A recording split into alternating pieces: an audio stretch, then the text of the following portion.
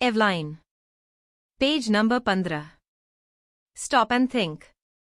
Question 1. Why did Eveline review all the familiar objects at home? प्रश्न 1. Aeolian ने घर की सभी परिचित वस्तुओं की समीक्षा क्यों की? Answer. Eveline is planning to leave her home forever and to elope with Frank.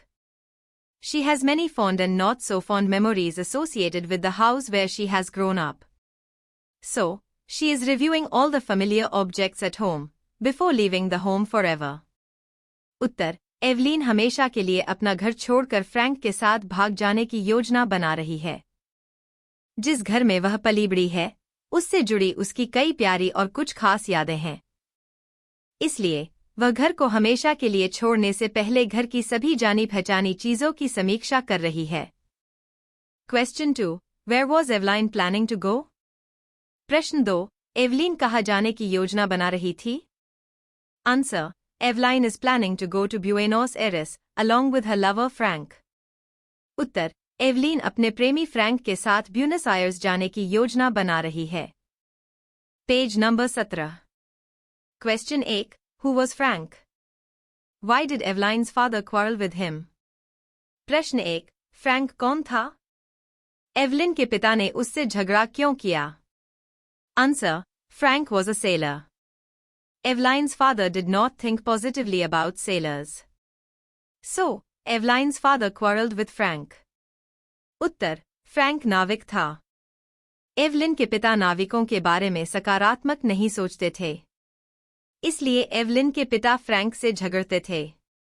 Question 2. What significance does Eveline find in the organ player's appearance on the day she had decided to leave? प्रश्न 2. जिस दिन aeolian ने जाने का फैसला किया था उस दिन ऑर्गन वादक की उपस्थिति में एवलीन को क्या महत्व नजर आता है? Answer. The organ player played a tune of melancholy. It reminded Eveline of the day her mother died. On that day, an organ player was called to play some music which may be appropriate for a family waiting for a near one to breathe last. Uttar. Organ वादक ने उदासी की धुन बजाई. इससे aeolian को उस दिन की याद आ गई जिस दिन उसकी मां की मृत्यु हुई थी. उस दिन ऑर्गन वादक को कुछ ऐसा संगीत बजाने के लिए बुलाया गया था जो उस परिवार के लिए उपयुक्त हो सकता है जो अपने किसी करीबी की अंतिम सांस लेने की प्रतीक्षा कर रहा हो. Page number 18. Understanding the text. Question 1. Name the two characters in this story with whom Eveline liked and loved, and two she did not. What were the reasons for her feelings towards them? प्रश्न 1. इस कहानी के दो किरदारों के नाम बताइए जिन्हें एवलीन पसंद करती थी और प्यार करती थी, और दो जिन्हें वह नापसंद करती थी. उनके प्रति उसकी भावनाओं के क्या कारण थे? Answer. Eveline loved her mother and brother Harry. Her mother made every effort to keep the family a closely knit one, in spite of her father's negative traits. Eveline loved Harry because Harry sent whatever money he could to help the run the household. Uttar. Evelyn अपनी माँ और भाई Harry से प्यार करती थी. उसकी माँ ने अपने पिता के नकारात्मक गुणों के बावजूद परिवार को एक दूसरे से जोड़े रखने का हर संभव प्रयास किया. एवलिन हैरी से प्यार करती थी क्योंकि हैरी घर चलाने में मदद करने के लिए जितना भी पैसा भेज सकता था, भेजता था. Eveline hated her father because her father never took good care of the family and instead created negative vibes in the home. Eveline also hated Miss Gavin, her boss in the store where she worked, because Miss Gavin always criticized Eveline during work. Aeolian अपने पिता से नफरत करती थी क्योंकि उसके पिता ने कभी भी परिवार की अच्छी देखभाल नहीं की और इसके बजाय घर में नकारात्मक माहौल बनाया. एवलीन मिस गवन, जिस स्टोर में वह काम करती थी, वहां उसकी बॉस से भी नफरत करती थी क्योंकि मिस गवन हमेशा काम के दौरान एवलीन की आलोचना करती थी. Question 2.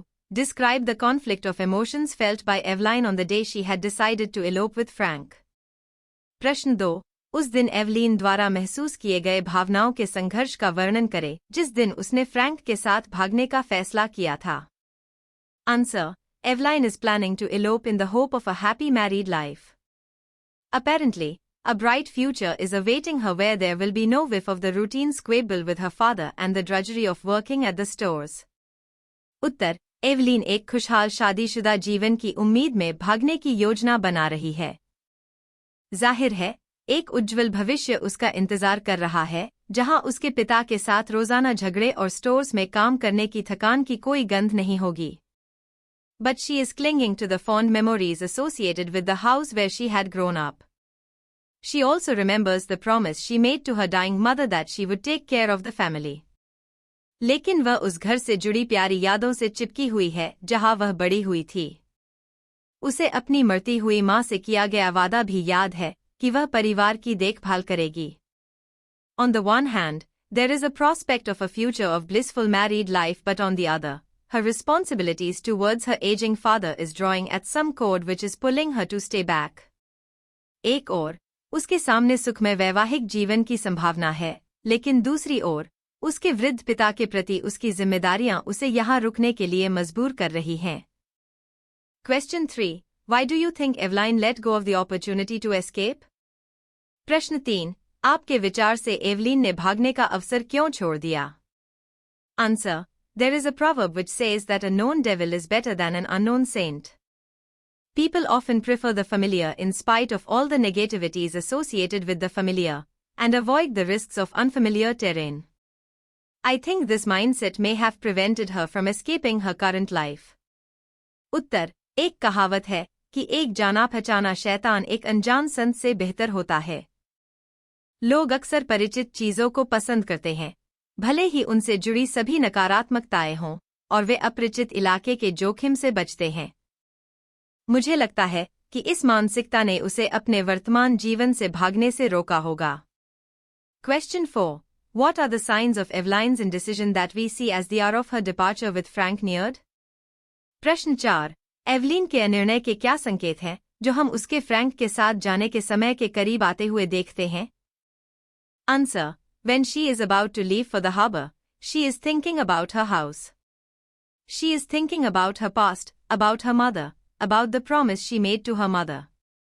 She is also thinking about her father who is now becoming frail due to aging. These are the signs of Evelyn's indecision. उत्तर. जब वह बंदरगाह के लिए निकलने वाली होती है, तो वह अपने घर के बारे में सोच रही होती है. वह अपने अतीत के बारे में सोच रही होती है, अपनी माँ के बारे में, अपनी माँ से किए वादे के बारे में. वह अपने पिता के बारे में भी सोच रही होती है, जो अब उम्र बढ़ने के कारण कमजोर होते जा रहे हैं. ये एवलीन के अनिर्णय के संकेत हैं. Talking about the text. Question 1. Deciding between filial duty and the right to personal happiness is problematic. Discuss. प्रश्न 1. संतानोचित कर्तव्य और व्यक्तिगत खुशी के अधिकार के बीच निर्णय लेना समस्याग्रस्त है. चर्चा करें. Answer. This can be really difficult to decide between filial duty and the right to personal happiness. It is said that man is a social animal. उत्तर. संतानोचित कर्तव्य और व्यक्तिगत खुशी के अधिकार के बीच निर्णय करना वास्तव में कठिन हो सकता है. कहा जाता है कि मनुष्य एक सामाजिक प्राणी है. We also know that family is the unit of society, so filial responsibilities have their own importance. Personal happiness is also important, but personal happiness sans family and society is worthless. हम यह भी जानते हैं कि परिवार समाज की इकाई है, इसलिए संतानोचित जिम्मेदारियों का अपना महत्व है. व्यक्तिगत खुशी भी महत्वपूर्ण है, लेकिन परिवार और समाज के बिना व्यक्तिगत खुशी बेकार है. So, when it comes to choosing between the two, it is often seen that a sensible person decides in favor of the family. But the decision can be tough. इसलिए, जब दोनों में से किसी एक को चुनने की बात आती है, तो अक्सर देखा जाता है कि समझदार व्यक्ति परिवार के पक्ष में फैसला करता है. लेकिन यह निर्णय कठिन हो सकता है. Question 2. Share with your partner any instance of your personal experience where you, or somebody you know, had to make a difficult choice. प्रश्न 2. अपने साथी के साथ अपने व्यक्तिगत अनुभव का कोई ऐसा उदाहरण साझा करें, जब आपको या आपके किसी परिचित को कोई कठिन निर्णय लेना पड़ा हो. Answer.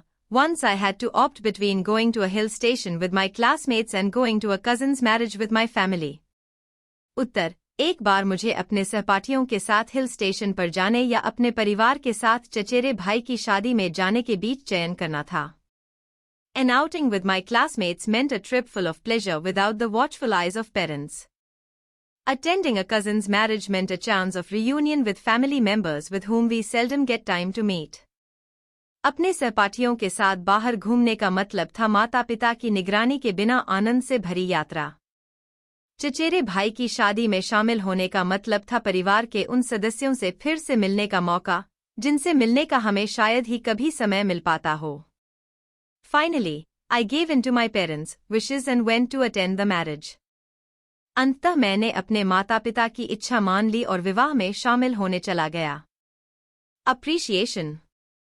Question 1. The description in this story has symbolic touches. What do you think the window, the gathering dusk, the dusty cretonne and its odor symbolize?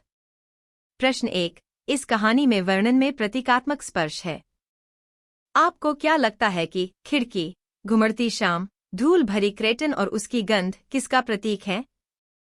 Answer. She is sitting in her house and recalling her past memories. All these years she had suffered the drudgery of running the household in presence of an unsupportive father. उत्तर. वह अपने घर में बैठी हुई अपनी पुरानी यादें ताज़ा कर रही है। इतने सालों में उसने एक ऐसे पिता की मौजूदगी में घर चलाने की थकान झेली है जो उसका साथ नहीं देता। Gathering dusk and dusty cretonne and its odor symbolize all the pains she had gone through. Dusk, i.e. evening, is generally used in the negative sense as it signifies the end of the day. Dusty cretonne means a heavy curtain which is full of dust. शाम का अंधेरा और धूल भरा क्रेटन और उसकी गंध उन सभी पीड़ाओं का प्रतीक है जिनसे वह गुजरी थी। शाम यानी शाम का इस्तेमाल आमतौर पर नकारात्मक अर्थ में किया जाता है क्योंकि यह दिन के अंत का प्रतीक है। धूल भरे क्रेटन का मतलब है एक भारी पर्दा जो धूल से भरा हुआ है। So, these symbols signify all the pains Eveline had went through. तो, ये प्रतीक उन सभी पीड़ाओं को दर्शाते हैं जिनसे एवलीन गुजरी थी। Window is often used as a symbol which allows light to come in, the ray of opportunity. For Eveline, a prospect of life with Frank is a ray of opportunity. खिड़की को अक्सर एक प्रतीक के रूप में इस्तेमाल किया जाता है जो प्रकाश को अंदर आने की अनुमति देता है, अवसर की किरण। एवलिन के लिए फ्रैंक के साथ जीवन की संभावना एक अवसर की किरण है। Question 2. Note how the narrative proceeds through the consciousness of Eveline. प्रश्न 2. ध्यान दें कि कथा एवलीन की चेतना के माध्यम से कैसे आगे बढ़ती है। Answer. The whole story is about the thoughts going through Eveline's mind. So, we can safely say that the narrative proceeds through the consciousness of Eveline. उत्तर. पूरी कहानी एवलीन के दिमाग में चल रहे विचारों के बारे में है। इसलिए, हम सुरक्षित रूप से कह सकते हैं कि कथा एवलीन की चेतना के माध्यम से आगे बढ़ती है। Question 3. In the last section of the story, notice these expressions. What are the emotions that these images evoke? प्रश्न 3. कहानी के अंतिम भाग में इन भावों पर ध्यान दें। ये चित्र कौन सी भावनाएं जगाते हैं? I. A bell clanged upon her heart. प्रश्न. I. उसके दिल पर घंटी बज उठी। Answer. With a heavy heart. उत्तर. भारी मन से। 2. All the seas of the world tumbled upon her heart. प्रश्न. 2. दुनिया के सारे समुद्र उसके हृदय पर टूट पड़े। Answer. Same as above. उत्तर. उपरोक्त के समान। 3. Her hands clutched the iron in frenzy. प्रश्न. 3. उसके हाथों ने उन्माद में लोहे को पकड़ लिया। Answer. Restlessness. उत्तर. बेचैनी। 4. She set her white face to him, passive, like a helpless animal. प्रश्न. 4. उसने अपना सफेद चेहरा उसकी ओर, एक असहाय जानवर की तरह, निष्क्रिय कर दिया। Answer. At one's wit's end. उत्तर. पूरी तरह से हताश। Question 4. Do you think the author indicates his judgment of Eveline in the story? प्रश्न 4. क्या आपको लगता है कि लेखक ने कहानी में एवलीन के बारे में अपना निर्णय दर्शाया है? Answer.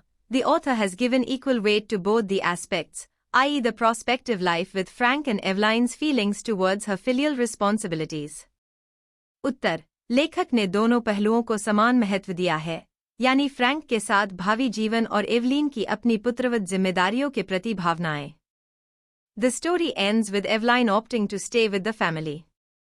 Nowhere in the story has the author appeared to be judgmental whether Eveline took a right decision or not. कहानी का अंत एवलीन के परिवार के साथ रहने के फैसले के साथ होता है। कहानी में कहीं भी लेखक इस बात पर निर्णय नहीं लेता कि एवलीन ने सही फैसला लिया या नहीं। थैंक्स।